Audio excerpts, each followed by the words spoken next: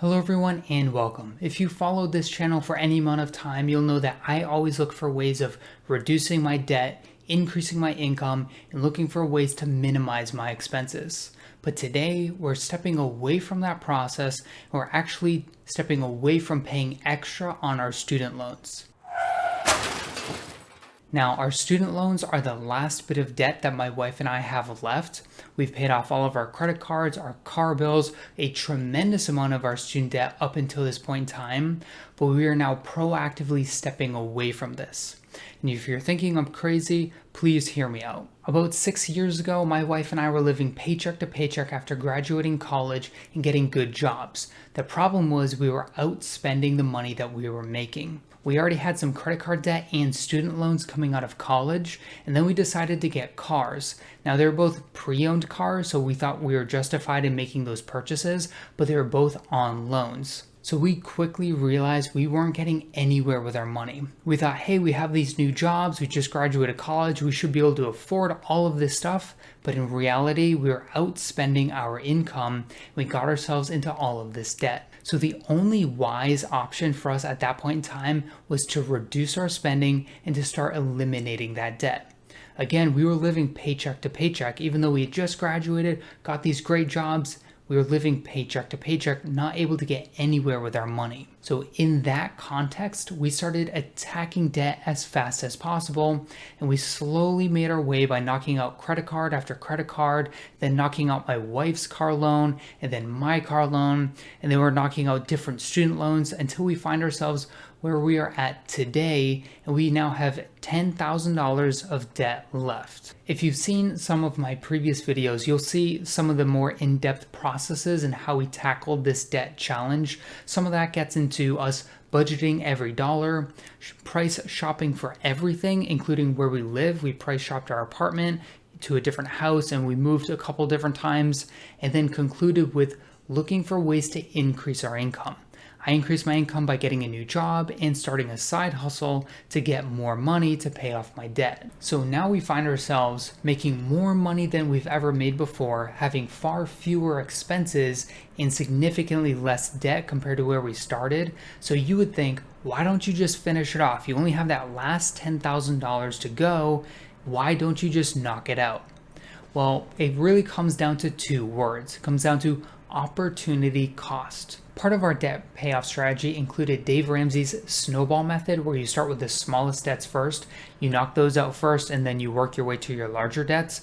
We've also utilized what's called the debt avalanche method, where you knock out your highest interest rates first, because mathematically that makes more sense. Dave Ramsey's process actually makes more sense mentally, because we are human beings, we're not computers. It is helpful to see those wins on the board by knocking out one loan after another.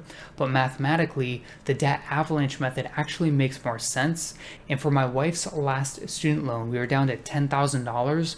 Originally, that was $25,000. It was actually a combination of multiple smaller loans that all had different interest rates.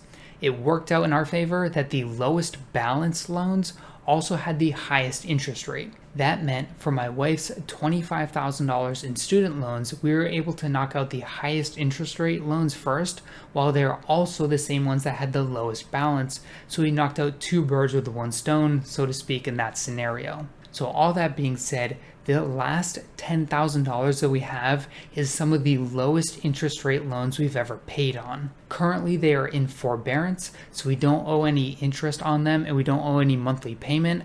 That really doesn't have a factor in this right now. We're kind of disregarding that. But right now, those are the lowest interest rate loans we've ever had. But once that forbearance expires, we could refinance into potentially even a lower interest rate loan. So one factor to us not paying off this debt so rapidly is that the interest rate is so low. So we're weighing the opportunity of, do we keep $10,000 in our bank account for future opportunities?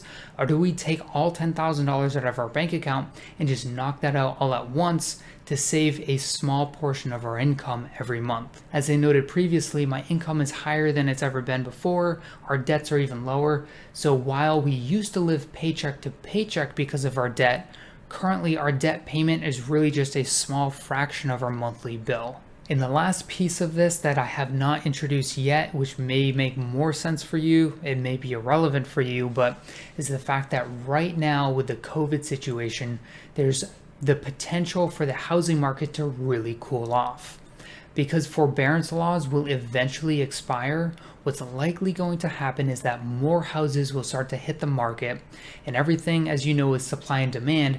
If there's a lot of supply and the demand isn't as drastic as the increase in supply, it is very likely that the housing prices will begin to drop, potentially significantly. We're really not sure what it's actually going to look like, but all the indicators right now, and I say indicators because no one can predict the future, but all the indicators right now are indicating that in the next year to year and a half, we're likely going to see a significant drop in house prices and also a lot more options in terms of what houses are available. A large part of this is because right now there's a lot of people in forbearance. A lot of people currently are not making their mortgage payment, and eventually they'll have to come to a situation where they recognize, do I continue in this forbearance scenario where I'm unable to pay?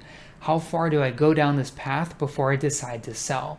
People may decide to sell before the forbearance laws expire, or they may wait till the laws expire.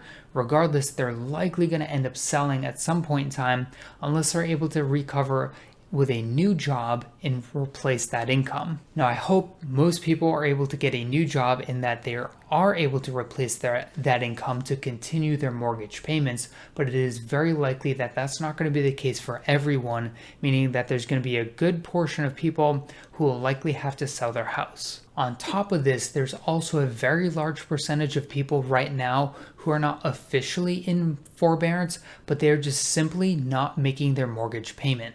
Right now, people cannot be foreclosed on and they cannot be evicted if they're in a renting situation.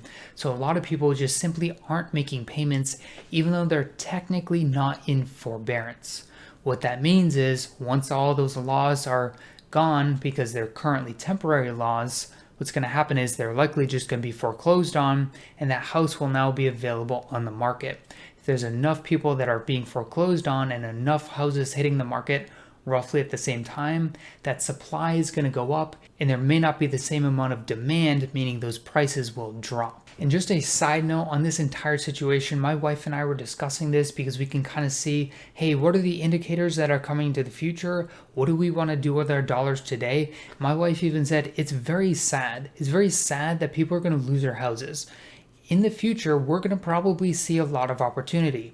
There's probably going to be way more houses on the market for way less than what they would have gone for before, but in reality, those were homes. People lived there, and they didn't choose to have COVID or have COVID affect their situation or their job, but the reality is it did, so we're trying to plan and prepare for that to happen, but it is a sad thing to think about when you think, hey, there's a ton of opportunity. The only reason why that's there is because people lost out on what they had. But with that, we're faced with a situation where we have $10,000 left of our student debt at a very low interest rate. Come a year or a year and a half from now, there's likely going to be a lot of opportunity in the housing market. By not paying off this student debt right now, but by paying it off just by simply going month to month with our regular payments, we can use that $10,000 that we've saved to help us get a better deal with some of these houses. So we think it's in our best interest to at least start saving a lot of money right now. That way, if we fast forward a year from now, we actually have a decent chunk of money to put down on a house, potentially put down as much as possible to reduce how much we'd have to pay in a mortgage, or potentially even knock out PMI. And at the end of the day, this all comes down to opportunity cost. Where do we find that our dollars will get us the most value? We're finding that currently, this is the path that we're going to take for now. So with that, I'd like to hear your feedback. If you had this scenario or one similar to it, or even what is your current scenario, what would your approach be? Knowing that right now interest rates are really low, so you could potentially refinance your debt for a really small interest rate, while housing prices in the future could be dropping significantly. What would your action be, and what steps would you take to take advantage of this opportunity? With that, if you enjoyed this video, I ask that you please like and subscribe. Thank you.